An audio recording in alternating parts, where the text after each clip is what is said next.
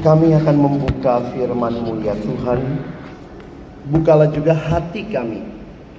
Jadikanlah hati kami seperti tanah yang baik, supaya ketika benih firman-Mu ditaburkan boleh sungguh-sungguh berakar, bertumbuh, dan juga berbuah nyata di dalam hidup kami. Berkati hamba-Mu yang menyampaikan, semua kami yang mendengar. Tuhan tolong, agar kami bukan hanya jadi pendengar-pendengar firman yang setia, tapi mampukan dengan kuasa pertolongan dari Roh-Mu yang kudus, kami dimampukan menjadi pelaku-pelaku firman-Mu di dalam hidup kami, di dalam keseharian kami, di dalam pelayanan kami kepada Tuhan. Bersabdalah, kami sedia mendengarnya. Di dalam satu nama yang kudus dan berkuasa, nama Tuhan kami Yesus Kristus, Sang Firman yang hidup, kami menyerahkan pemberitaan firman-Mu. Amin. Shalom. Selamat pagi teman-teman sekalian. Sudah bilang selamat pagi sama kiri kanannya? Ayo bilang dulu ya. Senyum yang manis.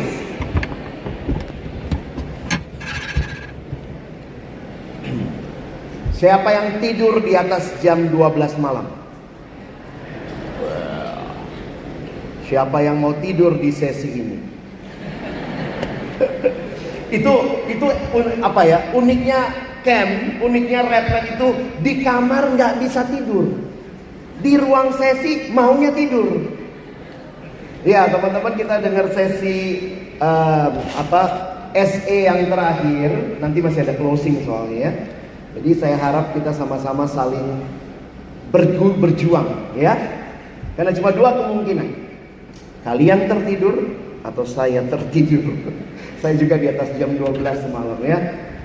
Jadi teman-teman yang dikasihi Tuhan, hari ini kita sama-sama akan melihat lagi tokoh Daud. Ada yang tahu? Sekarang sudah sampai di sana ya. Daudnya pakai apa tuh? Simbol terakhir kita mahkota. Saya juga coba pakai mahkota. Saya lebih cocok jadi satria atau jadi raja. Satria kemarin mukanya susah gitu ya, serem ya. Ini lebih ganteng dikit, ya. Oke teman-teman, nggak usah difoto, malu-maluin aja. Kita belajar lagi hari ini. Saya tidak akan khusus mengupas apa yang terkait dengan ayat yang sebenarnya bisa kita lihat sama-sama ya. Kita akan baca Mazmur 78 sebentar, ayat 70 sampai 72. Coba buka Alkitabmu, lihat sebelum kita baca. Anak sekarang kan udah jarang bawa Alkitab cetak ya. Bolehkah Kak Alex tanya, judul perikopnya apa? Judul perikopnya apa? Coba lihat di HP sucimu, kitab sucimu, apa judulnya? Apa? Pelajaran dari sejarah. Ini mazmurnya siapa? Asaf. Di dalam mazmur Asaf ini dituliskan pelajaran dari sejarah, dan ini ayat yang menarik untuk kita perhatikan sama-sama tentang Daud ya. Yuk kita baca ayat 70 yang laki-laki, ayat 71 yang perempuan, ayat 72 kita semua. Oke ya. Mari yang laki-laki duluan. 1, 2, iya. Dipilihnya Daud hambanya, diambilnya dia dari antara kandang-kandang kambing domba.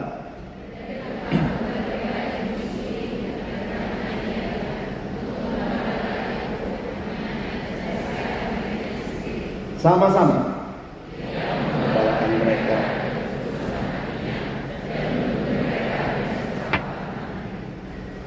Ini bagian yang menarik untuk kita perhatikan dan menjadi sebuah pola kehidupan seorang pemimpin. Kalau belajar dari Daud, disimpulkan dengan sangat baik oleh Asaf. Ia menggembalakan mereka. Daud menggembalakan umat Allah dengan ketulusan hatinya. Waktu saya coba pelajari apa istilah ketulusan hati, di dalam beberapa terjemahan dikatakan integrity of his heart. Ketulusan hati, kemurnian motivasi. Dan ini pastinya terkait dengan Allah yang memanggil dia melayani. Pastikan kepemimpinanmu adalah kepemimpinan yang benar-benar mengalami kehadiran Tuhan yang memimpin hidupmu. Jaga kemurnian hatimu. Monolog tadi menjadi sebuah pengingat bagi kita. Betapa seringnya kita merasa kitalah segala-galanya. Coba kalau nggak ada saya, nggak jalan semua ini. Wah, biasanya ngomongnya kan setelah evaluasi ya. Wah, rasanya itu. Untung aku waktu itu cepat kontak pembicaranya. Ternyata nggak tahu ruper kita. Untung ada saya. Padahal pembicaranya bilang, untung ada GPS. Jadi saudara yang dikasihi Tuhan, hati-hati. Jaga hati yang tulus, yang murni di hadapan Allah. Itu dikatakan integrity. Kalian tahu apa itu integrity? Integrity berasal dari kata integral. Integrity, integral itu artinya bulat, utuh. Jadi kalau ada yang bilang, ih kamu pulang ke MPS makin integral, itu lebih bulat kan? Maksudnya itu begini, hidupnya utuh, tidak terpecah-pecah. Kalau di rumah, di sekolah, di pelayanan itu utuh. Tidak jadi orang yang rohani di pelayanan, tapi di rumahnya rohana. Tidak. Do not just be a Sunday Christian. Oh hari Minggu, wih langsung Kristen banget, pakai buletan di atas kepala. Kalau perlu nggak kena tanah, kayak malaikat gitu ya. Wah, kalau hari Minggu, hari pelayanan, tiba-tiba kalau kejedut, oh haleluya. Kejedut, oh maranatha. Hari lain ngomongnya apa? Nyet, jing, pret. Itu nggak utuh, kurang bulat. Teman-teman yang dikasihi Tuhan, Daud dikatakan menggembalakan mereka dengan ketulusan hatinya. Tapi yang kedua, Daud juga menggembalakan mereka dengan kecakapan tangannya. Teman-teman, kita mungkin pikirnya Daud cuma jago perang. Tidak ya. Lihat di situ, dia pegang apa? Kecapi, ya. Apa yang ada di tangannya, dia pakai, dia pergunakan, sehingga menuntun mereka dengan kecakapan tangannya. Kerohanian yang baik disertai dengan skill yang baik, kiranya dipakai Tuhan melayani generasi ini lebih baik. Cuma punya skill, tidak punya kerohanian, kurang bulat. Punya kerohanian tapi tidak punya skill, sedih juga saudara. Jadi belajar ya. Di dalam KNPS seperti ini biasanya ada skill-skill dalam kapsel yang kalian harus memperlengkapi diri. Sehingga sesi-sesi ini menolong kalian, tapi kapsel-kapsel memperdalam skillmu, pemahamanmu supaya bisa melayani lebih efektif. Apa itu mentoring? Apa itu sex education? Apa itu okultisme? Kalian mesti mengerti kenapa inilah pergumulan siswa yang kita layani. Sehingga dengan apa yang Tuhan karuniakan kepadamu, sama-sama kita pakai bagi kemuliaan Tuhan. Ya. Jadi integrity of his heart, ketulusan hati di hadapan Tuhan tentunya, di hadapan sesama, tetapi juga dengan kecakapan tangannya. Cuma dua itu sebenarnya yang Kak Alex ingin sampaikan pagi ini ya. Mari kita doa Tuhan. Karena kepemimpinan makin saya pelajari itu bicara dipimpin oleh Allah untuk melayani sesama. Coba kita sebutkan sama-sama. Apa itu kepemimpinan Kristiani rohani? Dipimpin oleh Allah untuk memimpin sesama. Satu dua ya. Dipimpin oleh Allah untuk memimpin sesama. Memang kami juga sudah berpikir waktu dulu-dulu gitu ya, kenapa ya namanya teman-teman tuh TPS, tim pembimbing ya. Kita nggak pakai istilah tim pemimpin, tetapi sebenarnya fungsi dan juga kerinduannya adalah kalian boleh dipakai Tuhan memimpin generasi ini mencintai Tuhan. Makanya banyak orang yang masih salah sebut sampai hari ini. Iya, ini tim pendamping siswa, ini tim pemimpin siswa. Enggak, Perkantas menyebutnya tim pembimbing siswa. Itulah singkatan dari TPS, bukan tempat pemungutan suara. Ya, tim pembimbing siswa. Nah, kalau bicara Daud, pagi ini Kak Alex ingin ajak kita melihat bagaimana Tuhan menyiapkan Daud sebagai pemimpin. Masih ingat sesi-sesi sebelumnya, Daud diurapi. Beberapa penafsir mengatakan mungkin dia diurapi sekitar umur 15 sampai 17 tahun. Jadi bayangkan ya, dia diurapi, dia udah tahu dia diurapi sebagai raja. Tapi kapan jadi rajanya? 15 tahun kemudian, waktu dia berusia 30 tahun. Jadi bayangkan, penantian yang lama. Berapa lama Daud jadi raja? Ada yang pelajari di Alkitab, dia jadi raja selama kurang lebih 40 tahun. 7 tahun 6 bulan dia jadi raja atas Israel, yang khususnya Yehuda. Lalu kemudian kan ada 2 kerajaan ya. Ini sekolah minggunya lulus ya. Ada kerajaan Israel di utara, ada kerajaan Yehuda di selatan. Daud jadi raja di mana dulu? Nah, di sukunya dulu, di selatan. 7,5 tahun dia memerintah, lalu dia bisa memerintah dua-duanya, kerajaan bersatu. Makanya paling ingat Daud itu adalah mengingat seorang raja yang pernah memimpin seluruh Israel dengan damai selama 40 tahun. Masa tunggu berapa lama? 15 tahun. Luar biasa ya. Nunggunya 15 tahun, memerintahnya 40 tahun. Kemarin masih ingat waktu Bang Ben bilang Daud jatuh dalam dosa dengan Betsheba setelah berapa tahun jadi raja? Nah, kira-kira 20 tahunan jadi raja, dia jatuh dalam dosa dengan Betsheba.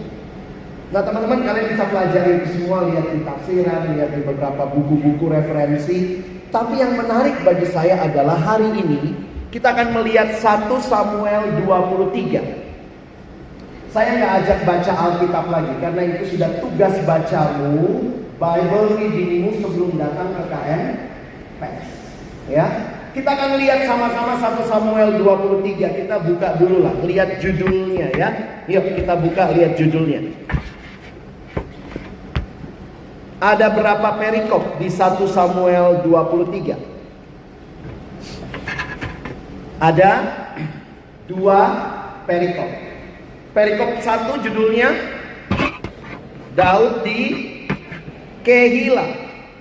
Perikop kedua, Daud di padang gurun Sif. Daud sudah jadi raja? Belum. Tapi sudah dikejar-kejar Saul, yang sudah takut, ini orang akan gantikan aku jadi raja. Harusnya siapa yang jadi raja setelah Saul? Yonatan. Ya, jadi Daud sebenarnya tidak punya kesempatan di situ. Nah, teman-teman, 1 Samuel 23 ini, coba yang perempuan baca dulu ya, suara perempuan lebih enak ya. Ya, 1, 2 ya.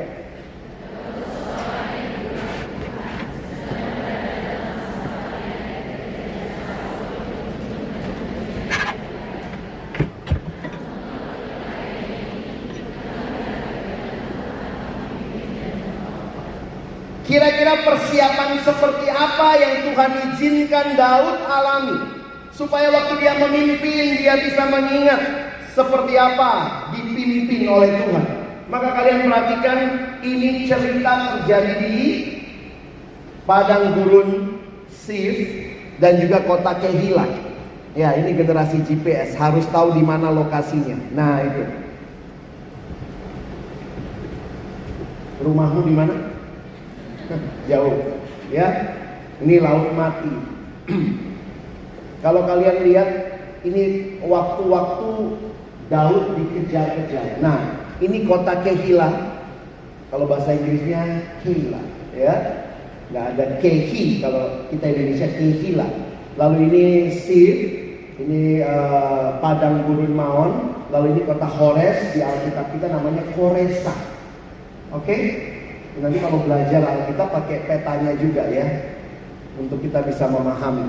Nah, teman-teman, apa yang terjadi?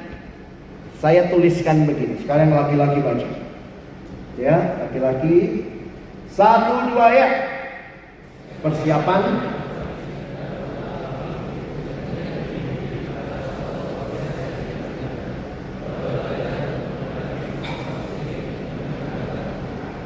Pemimpin yang dipimpin oleh Tuhan.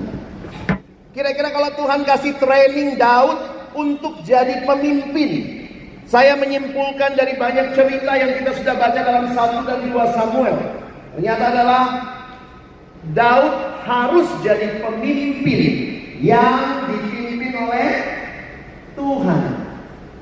Dan hati-hati ketika kita yang mau jadi pemimpin tidak memberi diri dipimpin oleh Tuhan.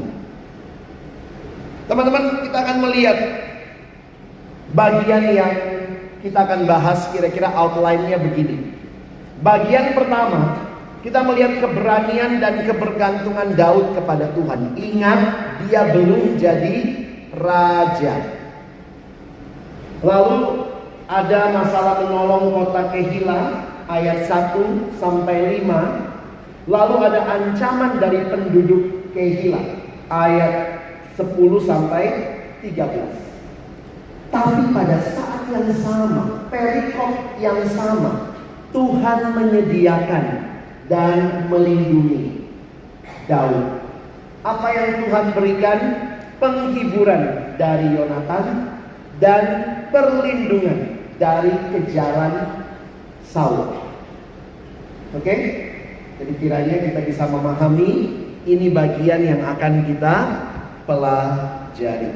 Yuk kita buka sebentar di dalam ayat 1 sampai 5. Oke deh, kita baca tidak semua, 1 sampai 5 dulu. Mari kita baca bergantian. Yang pria membaca ayat 1, yang perempuan membaca ayat 2, kita bergantian sampai ayat 5. Oke? Mari yang laki-laki 1, 2, ya. Diberitahukanlah kepada Daud begini. Ketahuilah orang Filistin berperang melawan kota Kehila dan menjarah tempat-tempat pengirikan.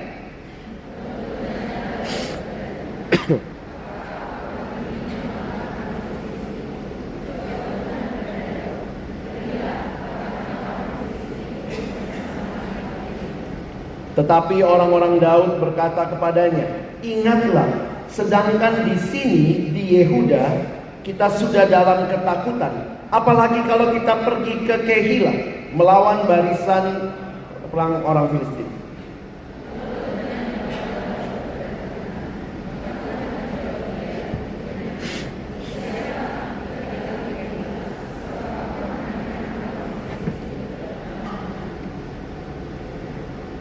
Kemudian dia berperang melawan orang Filistin itu, dihalaunya ternak mereka dan ditimbulkannya lahan besar di antara mereka. Demikianlah Daud menyelamatkan penduduk Kehila. Teman-teman, kalau lihat ceritanya sebentar ya tadi ya. Kehila tuh di sini, ya. Daud itu kan di sini, lagi di sini. Nah, ini daerah-daerahnya Yehuda. Oke, ini daerahnya Yehuda. Jadi waktu itu terdengarlah Kehila ini memang masih orang Israel. Lalu datanglah Filistin memerangi mereka. Daud yang dalam pelarian masih mikir bagaimana bisa menolong mereka. Bahkan orang-orang yang bersama Daud mengatakan, aduh Ud, please, Jangan kepo. Repot kita aja dalam pelarian. Masa kita mesti ke Kehila lagi menyelamatkan mereka? Tapi perhatikan Alkitab berkata, Daud bertanya kepada Tuhan. Beberapa kita susah milih sekolah mana yang mau dilayani ya. Ke sekolah mana ini Tuhan? Saudara perhatikan. Akhirnya Daud bertanya. Apa jawaban Tuhan? Harus ke Kehila? Yes. Apa yang harus dilakukan? Selamatkan Kehila? Yes. Nah itu yang terjadi tadi ya. Nah Tuhan, Daud mendapat dua tantangan besar.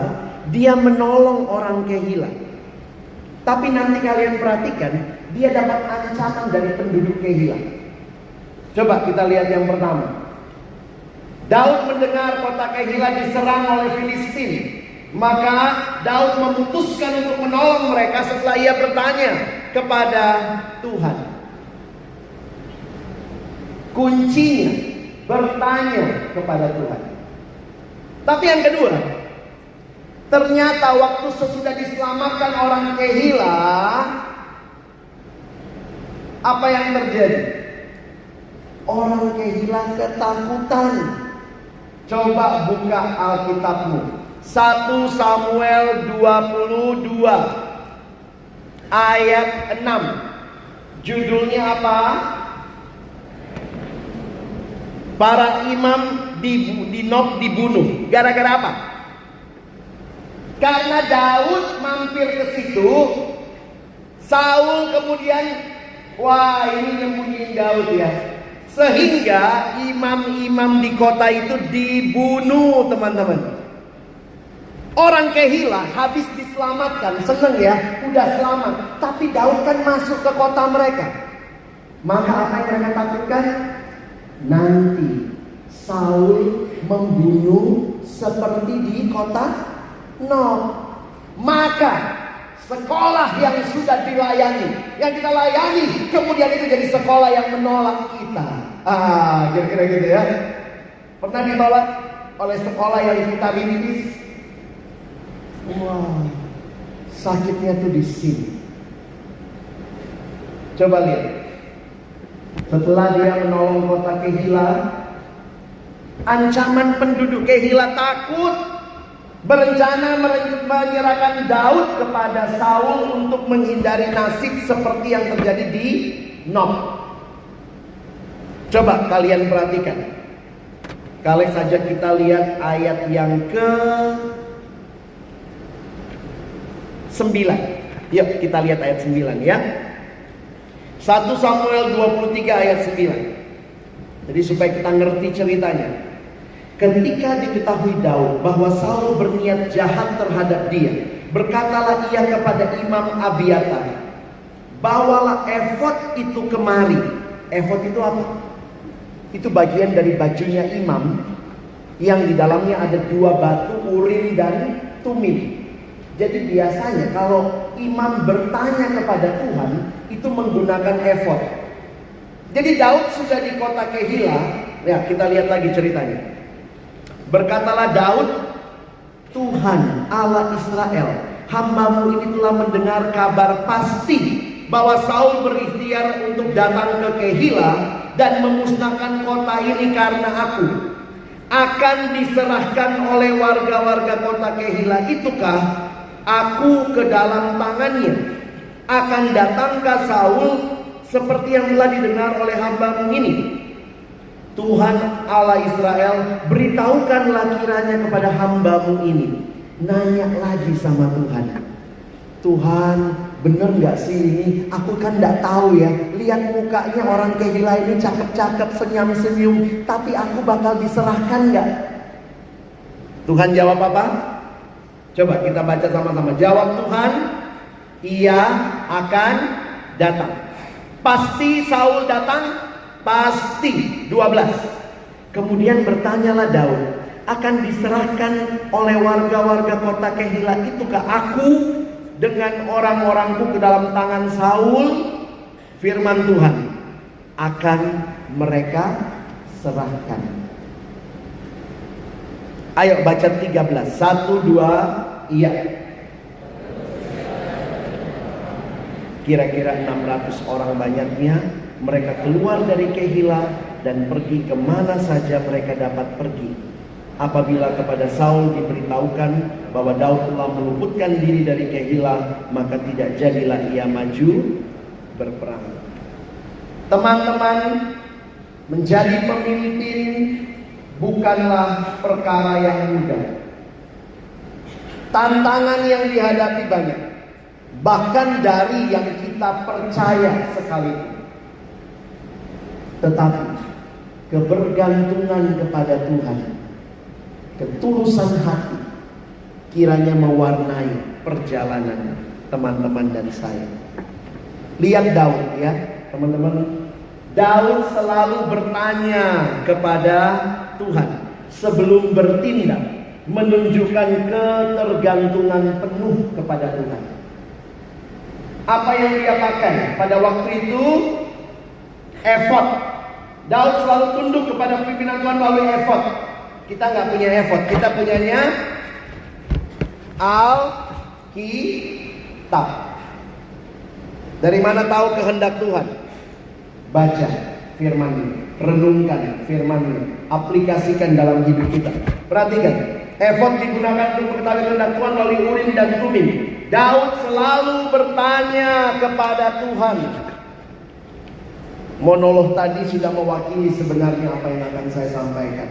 Makin lama kita di pelayanan, kita makin bergantung atau makin lupa Tuhan.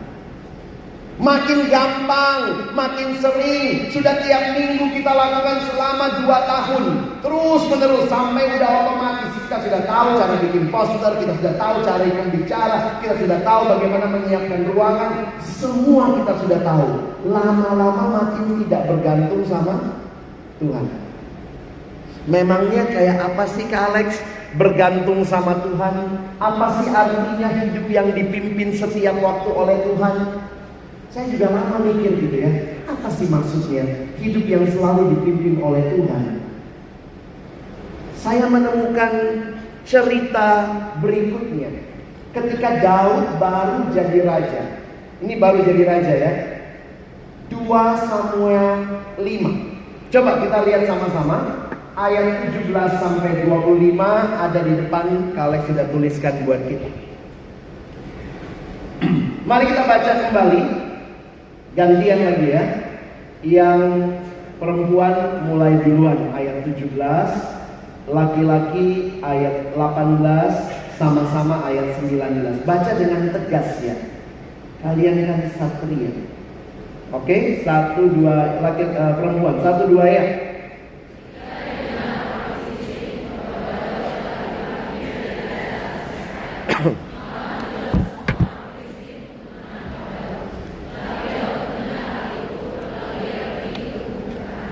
Laki-laki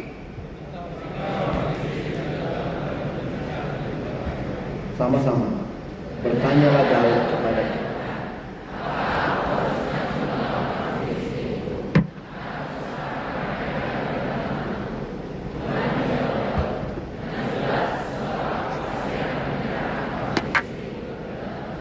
siapa musuhnya? Orang Filistin. Di mana lokasi perangnya? Lembah Refaim. Daud tanya sama Tuhan, Tuhan di mana ini? Musuh datang, lembah Refaim. Tuhan bilang, maju, sebab aku pasti menyerahkan orang Filistin ke dalam tanganmu. Terjadi teman-teman. Lalu datanglah Daud di Baal Perasim dan memukul mereka kalah di sana. Berkatalah ia, Tuhan telah menerobos musuhku di depanku seperti air menerobos. Sebab itu orang menamakan tempat itu Baal Perasim. Orang Filistin itu meninggalkan berhalanya di sana. Lalu Daud dan orang-orangnya mengangkatnya. Pada waktu itu kalau bangsa berperang melawan bangsa, mereka bawa dewanya. Nah, Filistin bawa berhalanya ya. Karena itu mereka kalah. Kunci yang menarik, lihat lagi. Daud bertanya kepada Tuhan. Teman-teman lihat selanjutnya. Orang Filistin tidak mau menyerah. Maka kita membaca ayat yang ke-22. Nah ini ayat 22 ya. Yuk kita baca sama-sama sampai 24. 1-2 ya. Ketika orang Filistin maju sekali lagi dan memencar di lembah Refaim, maka bertanyalah Daud kepada Tuhan, dan ia menjawab, janganlah maju, tetapi buatlah gerakan lingkaran sampai ke belakang mereka, sehingga engkau dapat menyerang mereka dari jurusan pohon-pohon kertau. Dan apabila engkau mendengar bunyi derap langkah di puncak pohon-pohon kertau itu, maka haruslah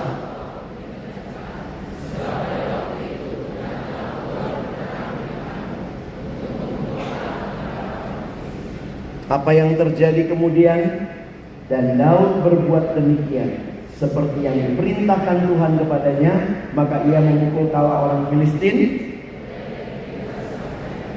Teman-teman, saya kagum waktu baca ini. Kali kedua, siapa lagi yang maju tadi? Orang Filistin. Lokasi perangnya di mana? Ini juga ya, orang Filistin kok cari lokasinya sama lagi ya. Tapi yang mengagumkan bagi saya, Daud bertanya kepada Tuhan. Musuh sama, lokasi sama, tapi sikap hati yang bergantung kepada Tuhan itu terus bertanya. Wih, waktu Daud tanya sama Tuhan, puji Tuhan, Tuhan anti mainstream teman-teman. Kemarin kan udah maju, kata Tuhan sekarang melingkar ya. Pakai gerakan lingkaran dari arah pohon-pohon kertau. Kita mungkin punya pengalaman dengan siswa yang seperti ini, kondisi sekolah yang seperti ini.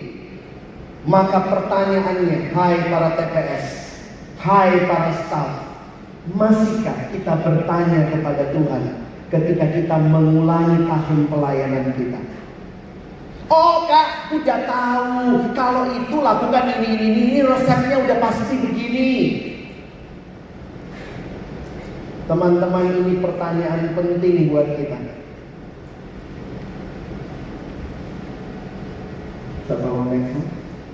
Kita dipimpin oleh pengalaman atau dipimpin oleh Tuhan?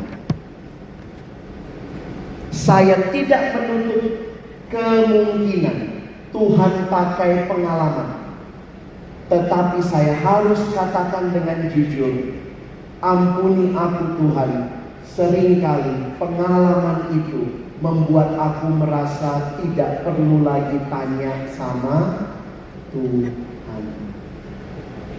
Ini masalah sikap hati.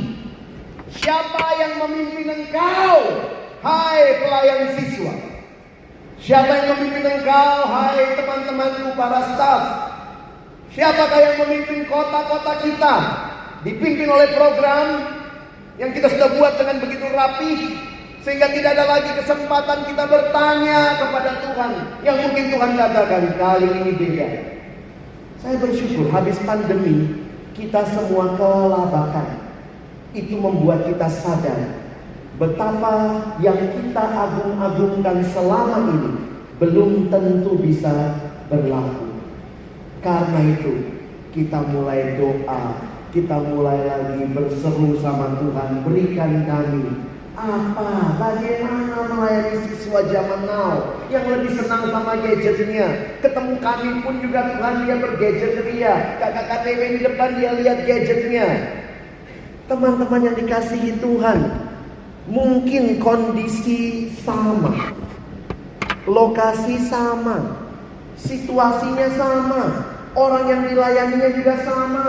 Tapi pertanyaannya para pemimpin, apakah engkau bertanya kepada Allah?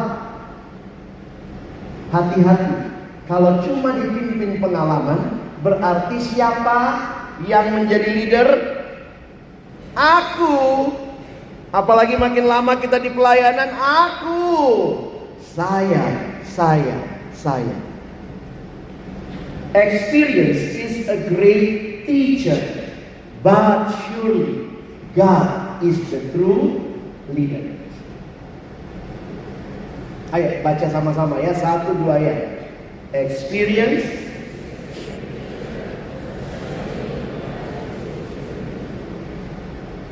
Ini bukan hal baru buat kita.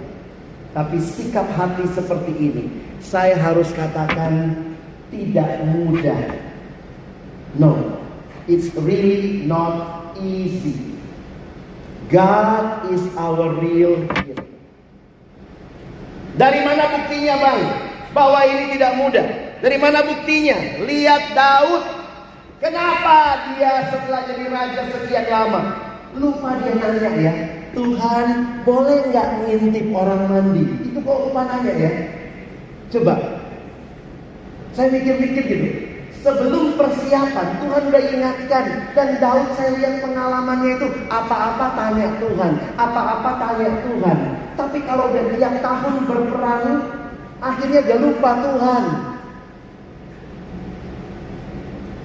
Mikir kenapa waktu ngintip Batseba nggak nanya Tuhan dulu ya. Tuhan boleh nggak ngintip? Udahlah, kata Tuhan, kamu raja. Oh, kamu berkuasa. Ada pendeta ya, ada dosen saya dulu suka bercanda gitu ya. Pendeta Hendra Mulya, dia bilang, siapa yang salah? Bukan salahnya Daud, kata dia. Hah? Kok bisa Pak? Salahnya Uria. Hah? Uria? Karena Batseba istrinya Uria. Kenapa salahnya Uria Pak? Bikin toilet kok nggak ada tutupnya. Makanya Raja Daud bisa lihat gitu ya. Ya, itu bercanda ya. Dia tidak tanya Tuhan. Sudah berapa lama kita di pelayanan? Saya pernah tanya kakak-kakak, abang-abang senior kami. Dulu itu kebiasaannya katanya ya, perkantas dulu kan ini banget ya. Spiritual banget katanya. Tapi saya untuk belajar ya.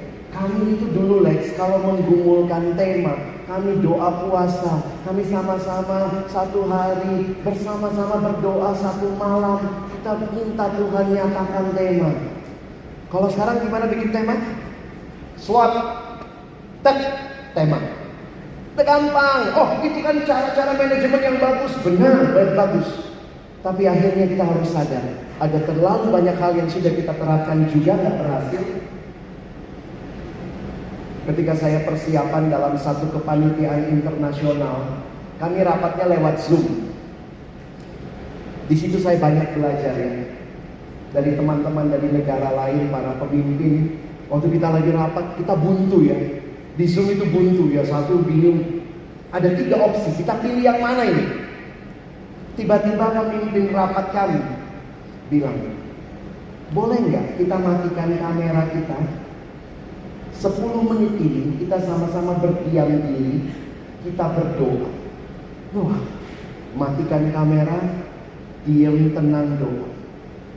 Setelah 10 menit kamera kami buka lagi. Tuhan bicara apa? 10 menit ini buat kamu. Saya rasa opsi buat saya nomor 2. Loh, saya juga rasa nomor 2 loh. Saya juga rasa nomor 2. Rapat yang diinterupsi sebentar oleh kesempatan bertanya kepada Tuhan. Rapat kita jadi rapat yang sangat oke, voting ya. Nggak pada mau ngalah kan, ya udah voting ya. Oke, mana suara terbanyak?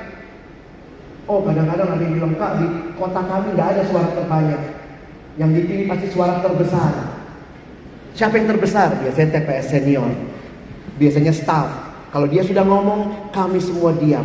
Karena itu suara Tuhan. Tuhan apa kali? Teman-teman bisa pulang menerapkan apa artinya pemimpin yang dipimpin oleh Tuhan. Pulang bertanya kepada Tuhan. Sikap seperti seorang anak yang gak pernah dewasa. Papa, apa yang aku harus lakukan? Papa, apa yang harus aku lakukan? Kita belum pernah benar-benar harus berkata, Tuhan, saya gak butuh engkau ya. Ini keputusanku sendiri. No. Pulanglah dengan pelayanan yang dipimpin oleh Tuhan. Karena itu para pemimpinnya harus bergantung kepada Tuhan. Itu luar biasa teman-teman, kalau kita boleh menikmat hal itu. Udah mulai ngantuk?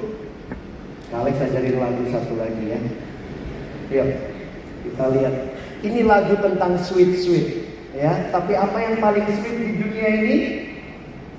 The love of God. Ya, silakan Mas Dimas, Kak Riko boleh tolong. Kalian suka buah apa? Ada yang suka pisang? Gak usah takut nanti, monyet. Enggak ya. Enggak. Sudah bisa? Ada lagu yang sederhana mengatakan begini, I like bananas, I like papayas, I like mangoes, karena manis. Ya, coba kita belajar bahasa Inggrisnya dulu. Jadi jangan nyanyi dulu ya. I like bananas, baca sama-sama ya.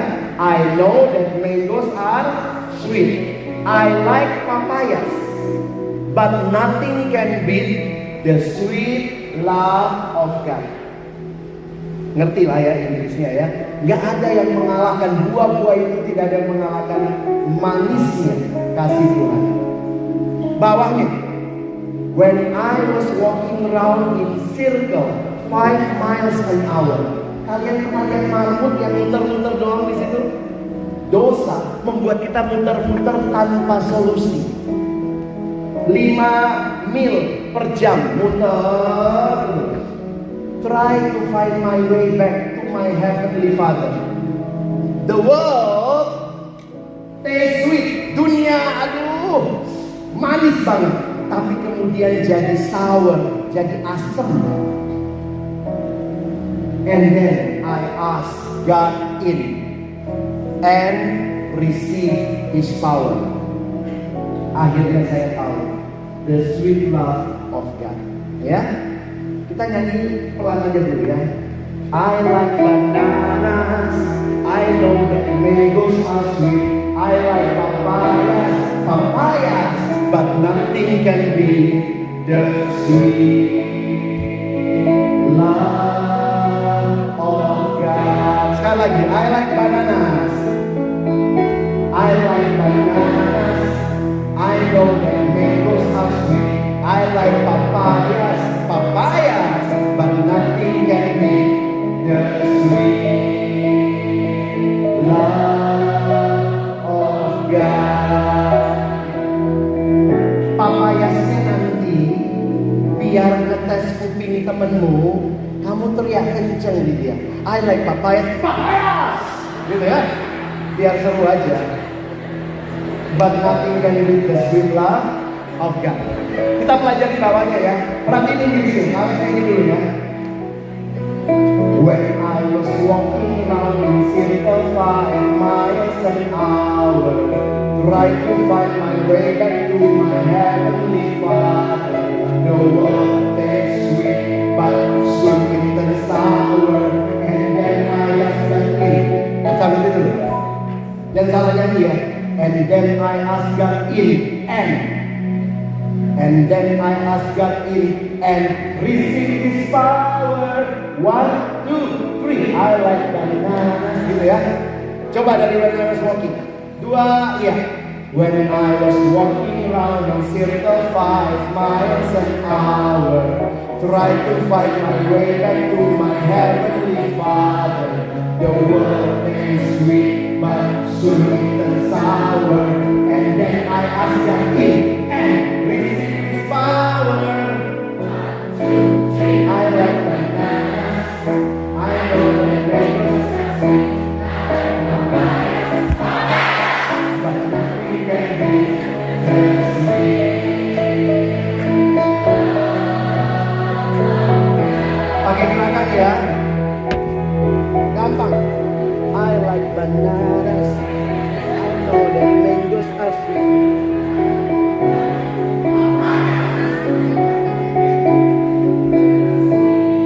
Love-nya mau gimana?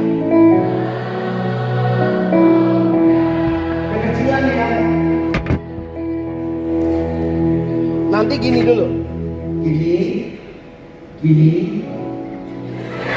Nanti di belakang ya. When I was walking muter. When I was walking around the circle 5 miles an hour, trying to find my way back to my heavenly Father.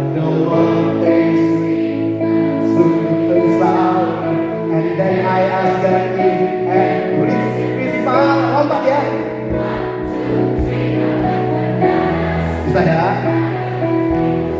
Udah. Berdiri yuk. Kariko kita pakai tempo yang sesungguhnya. Tadi bukan.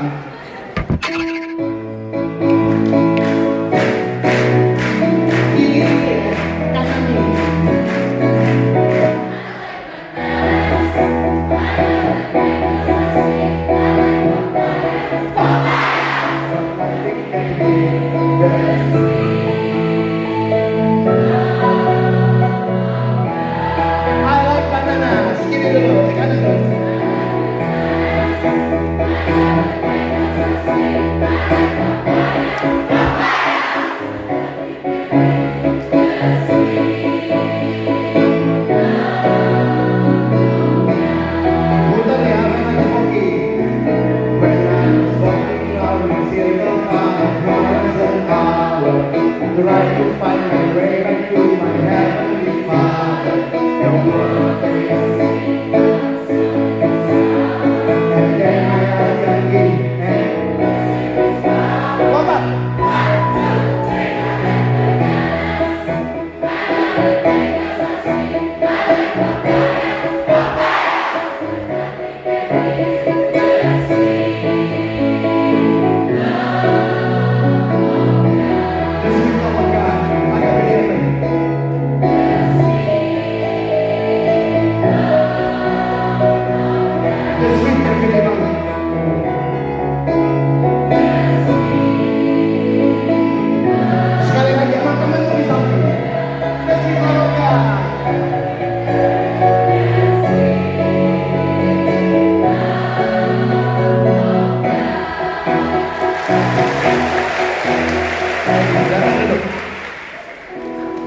Biar jadi oleh-oleh ya.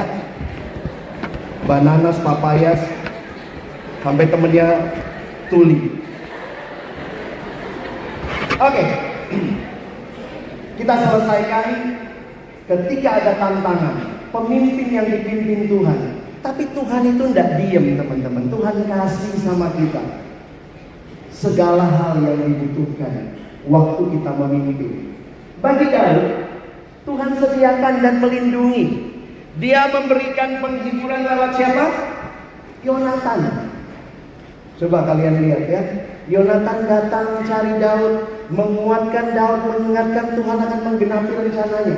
Saya terharu loh waktu Daud, Yonatan bilang begini, engkau yang akan jadi raja. Itu benar-benar seperti dia mengatakan, bukan aku. Walaupun papaku sekarang raja, kuatkan hatimu Daud, kamu yang akan jadi raja. Yonatan memberikan penghiburan, dukungan. Ini ciri persahabatan sejati. Kita lagi kampanye apa? Ini Tuhan kasih kelepasan ya. Waktu Saul datang, kita lihat bagaimana ada cerita yang lain di situ. Ancaman Filistin yang mengalihkan perhatian Saul. Saul tadinya mau kejar siapa? Daud. Tapi kemudian Tuhan membuat Filistin berulah sehingga Saul akhirnya ngurusin Filistin. Itu pekerjaan siapa? Tuhan, ya. Nah, saya mau sedikit bicara ini ya. Nah, pemuridan bersahabat. Teman-teman, nikmatilah sahabat-sahabat yang Tuhan hadirkan di dalam hidupmu. Memang waktu kita memperkenalkan terminologi ini, ada yang nanya itu baru apa lagi Kak? Sebenarnya ini semangat yang kita rindukan terjadi. Setelah pandemi kita rindu pemuridan berjalan kembali. Tapi pemuridan yang seperti apa? Waktu kita PA-kan, wah ini kata kunci. Kariko sudah katakan, Tuhan Yesus berkata, aku tidak menyebut kamu lagi hamba, tapi sahabat. Maka harus seimbang. Kadang-kadang terlalu pemuridan jadi mekanis, nggak ada persahabatannya. Terlalu bersahabat nggak pakai bahan apa-apa, kumpul-kumpul aja. Jadi hati-hati juga ya. Mesti tensionnya jangan kebanyakan bersahabat nggak ada pemuridannya. Kebanyakan pemuridan orangnya dianggap tools, orangnya dianggap objek. Itu sahabat yang Tuhan kasih buat kita. Saya bersyukur kenal Tuhan sejak SMA. Saya produk dari pelayanan Perkantas Makassar. Saya ikut kelompok kecil SMA. Ya, cari saya yang mana. Kelompok kecil kami punya nama Suaka, bukan Suaka Marga Satwa. Kami suka nyanyi, maka kami adalah suara kemanusiaan. Wih. Ya. Jadi waktu itu kami kelompok kecil yang besar. Kenapa? Jumlah kami totalnya 15 orang. Dipecah nggak mau. Kami ancam pemimpin KTB. Kakak pecah kami, nggak datang kami. Terus dia bilang, kalau begitu harus rajin datang semua. Bener loh. Kami hampir selalu lengkap. 15 orang.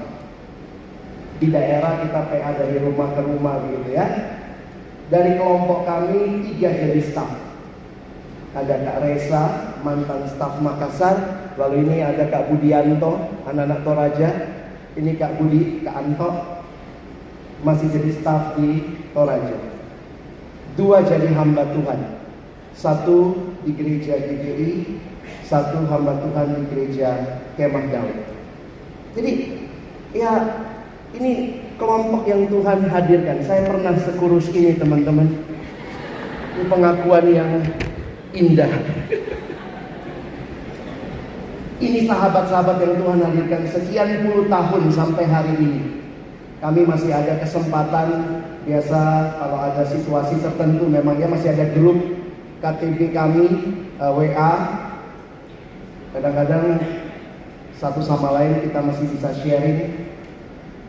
Dan tahun yang lalu kami kehilangan salah seorang teman yang sudah meninggal karena cancer. Dan itu masa-masa yang kami jadi akrab lagi. Kita berdoa bersama di Zoom. Karena sekarang semua udah punya hidup masing-masing. Tapi kita bersyukur Tuhan hadirkan kelompok sampai hari ini. Pengalaman saya memimpin siswa, mereka yang dulu adik-adik yang saya pimpin. Dulunya imut-imut teman-teman ya. Tahun 2002. Saya masih imut ya.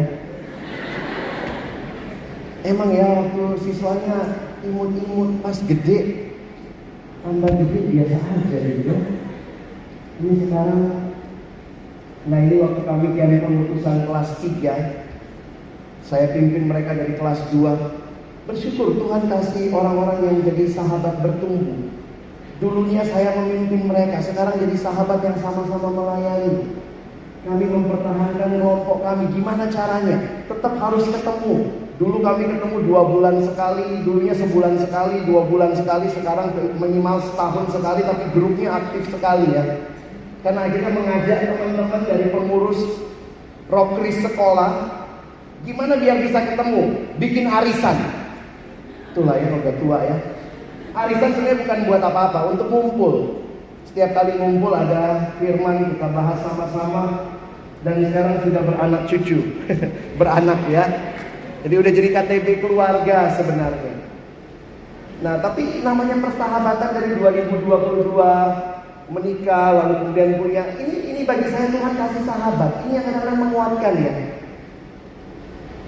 Rencana bukan cuma KNPS bikin baju seragam ya.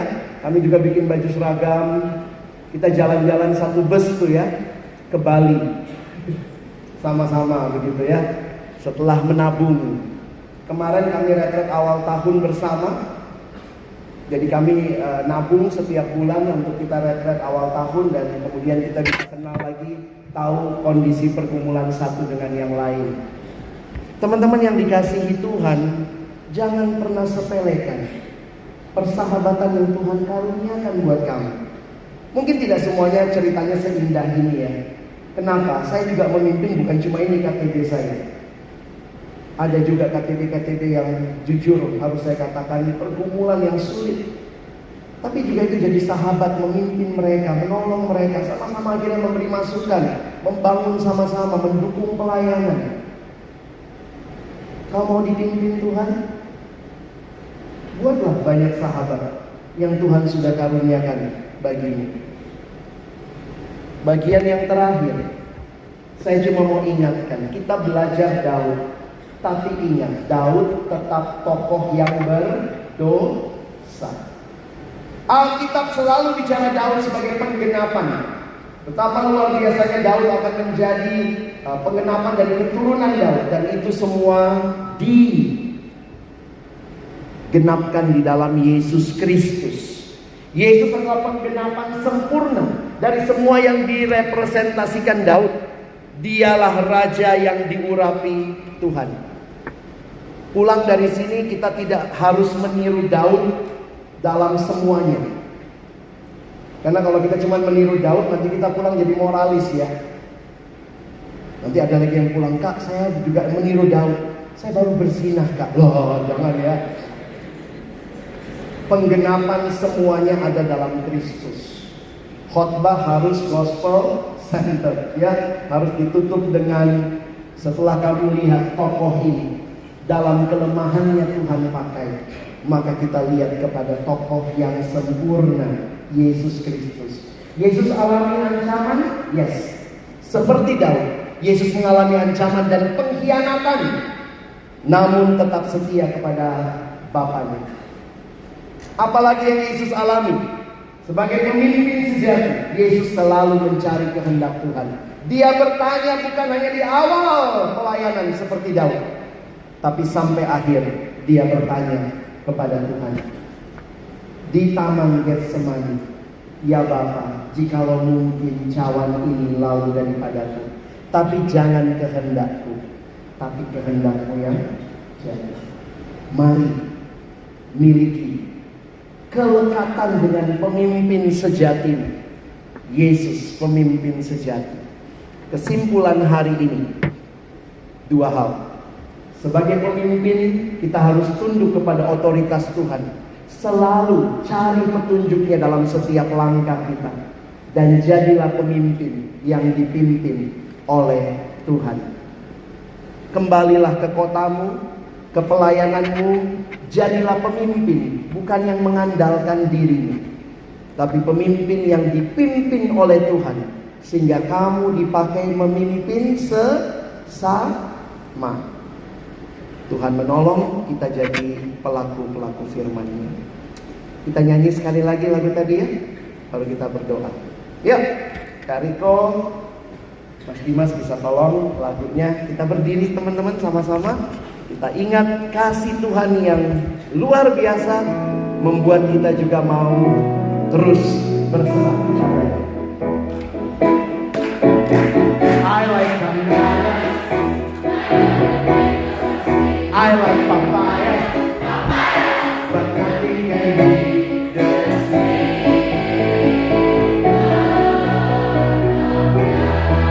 Sekali lagi, I like banana.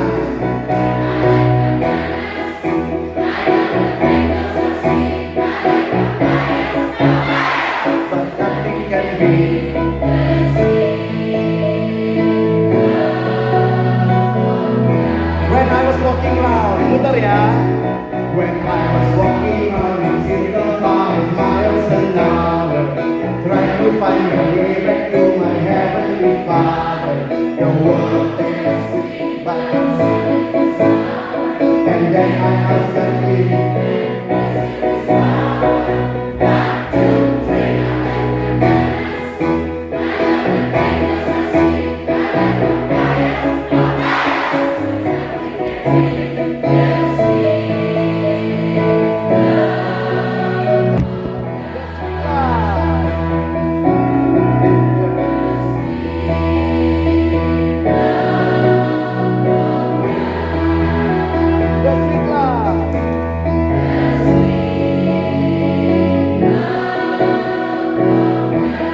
sama temenmu.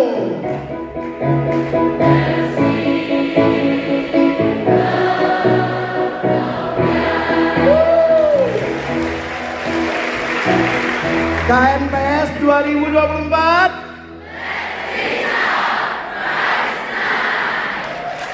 Mari kita berdoa. Tuhan, terima kasih untuk sukacita yang Kau berikan. Karena Engkau memimpin kami, itu cukup bagi kami untuk menjadi pemimpin di generasi ini. Bukan menjadi pemimpin yang dipimpin oleh pengalaman semata-mata. Bukan menjadi pemimpin yang dipimpin oleh kebiasaan, dipimpin oleh tradisi. Tapi kami rindu kami dipimpin oleh Tuhan sendiri. Menikmati kasih-Mu yang indah. Kami menjadi pemimpin yang tidak bisa tidak akan melekat kepada Tuhan, supaya kami bisa memimpin sesama dengan baik. Tuhan, terima kasih banyak.